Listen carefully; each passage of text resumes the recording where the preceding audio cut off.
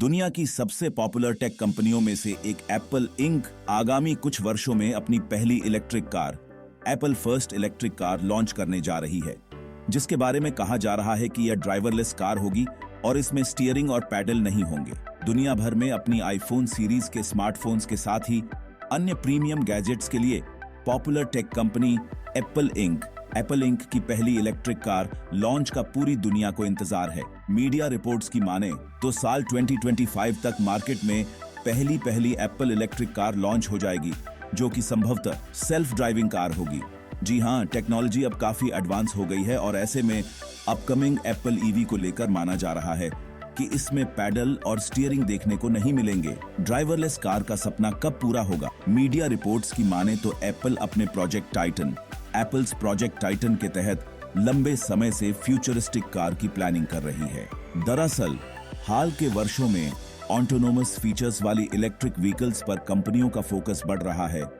ऐसे में एप्पल भी अपनी पहली इलेक्ट्रिक कार को ड्राइवरलेस बनाने की पूरी कोशिश में लगी है। यहाँ बता दें कि ड्राइवरलेस कार पूरी तरह सेंसर पर बेस्ड होगी और इसमें बैठे लोग अपने स्मार्ट डिवाइस से ही कार को कंट्रोल कर सकेंगे।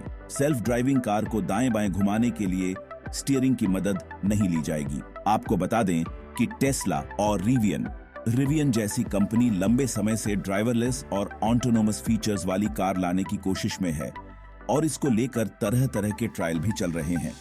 आने वाले समय में एप्पल के अपकमिंग इलेक्ट्रिक कार की और भी डिटेल सामने आ जाएगी। फिलहाल यहां बता दें कि आने वाले वर्षों में कई और टेक कंपनियां इलेक्ट्रिक व्हीकल सेगमेंट में अपनी किस्मत आजमाने की तैयारी में है और इनमें OnePlus और Xiaomi के साथ ही Realme समेत अन्य कंपनियां भी हैं। आने वाले समय में आपको अगर स्मार्टफोन्स बनाने वाली कंपनियों के इलेक्ट्रिक स्कूटर, मोटरसाइकिल और कार दिख जाएं, बाजार में इन कंपनियों के अलावा भी कई अन्य नाम हैं जो इलेक्ट्रिक वाहनों के क्षेत्र में अपना प्रभाव बढ़ाने के लिए कड़ी मेहनत कर रहे हैं। यह एक स्वागतीय बदलाव है जिसमें जलवायु परिवर्तन को ध्यान में रखते हुए लोगों का ध्यान इलेक्ट्रिक वाहनों की ओर बढ़ रहा है। इस बदलाव के साथ ड्राइवरलेस कारों का उदय होना संभव है क्योंकि यह वाहनों को और भी सुरक्षित और अनुकूल बनाने का एक माध्यम है। इसके साथ ही यह एक उत्कृष्ट उपाय हो सकता है जो जनता को अधिक स्वतंत्रता और आराम देता है। जैसे जैसे यह तकनीकी उन्नति और नई इनोवेशन आते रहेंगे, हमें और भी रोचक और उत्तेजित होकर आने वाले समय की प्रतीक्षा करनी चाहिए। एप्पल की इलेक्ट्रिक कार की लॉन्चिंग जैसी घटनाएं सिर्फ एक आरंभ हैं और आने वाले समय में हमें और भी बहुत कुछ देखने को मिलेगा। हमें इलेक्ट्रिक वाहनों के उपयोग से संबंधित कई सवालों का सामना करना होगा।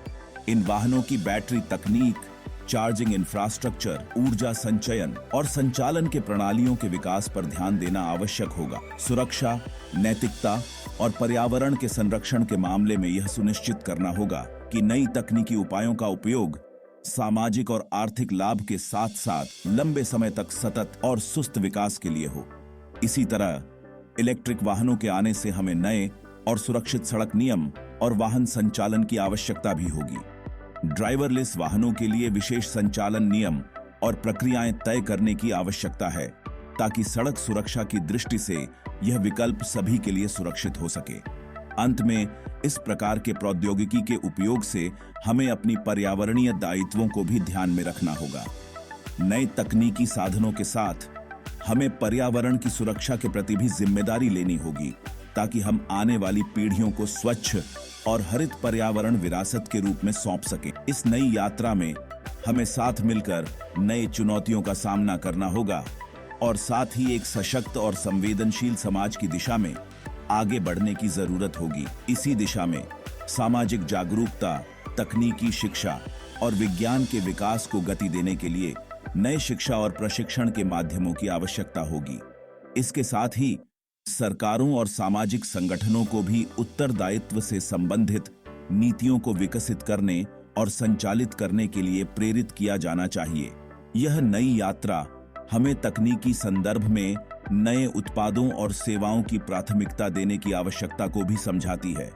इसमें हमें विश्वास की आवश्यकता है कि हम नए संचारण के जरिए सामाजिक और आर्थिक सुधार को समर्थन करेंगे ताकि हम सभी को एक बेहतर और सुरक्षित भविष्य की ओर ले जा सकें। इस उत्सवी युग में हमें तकनीकी प्रगति को स्वागत करना होगा, लेकिन साथ ही हमें यह भी ध्यान में रखना होगा कि हम उसे उत्पन्न होने वाली चुनौतियों का समाधान करने के लिए उपयोग करते हैं। इस नए युग में हमारी सामाजिक संप्रेषण क्षमता, शिक्षा और नीतियों की मदद से हम समुदाय के हित में सबसे अच्छा कर सकते हैं, समृद्धि और समाज को सामूहिक रूप से लाभ पहुंचा सकते हैं और एक समृद्ध और समर्थ समाज की दिशा में आगे बढ़ सकते हैं। इस युग में हमें सामाजिक और पर्यावरणीय समस्याओं के साथ समझौते करने की आवश्यकता है, ताकि हम सभी एक साथ उन्हें हल करने के लिए साझा जिम्मेदारी ले सकें। इसके लिए हमें एक न्याय संगत और सामाजिक संदेश को बनाए रखने की आवश्यकता है, ताकि समाज की सभी वर्गों को सम्मानित किया जा सके। इस नए युग में हमें सभी के साथ एक बड़े समुदाय का निर्माण करने के लिए तत्पर रहना होगा। हमें समाज के हर व्यक्ति को सम्मानित करना होगा और समृद्धि की दिशा में आगे बढ़ाने के लिए साथ मिलकर काम करना होगा। इस प्रकार इस नए युग में हम सभी एक सशक्त, समृद्ध और संवेदनशील समाज की दिशा में आगे बढ़ सकते हैं, जो नई तकनीक के माध्यम से हमें एक सशक्त और सुरक्षित भविष्य की दिशा में ले जाएगा। आपकी क्या राय है, कमेंट करके बताइए।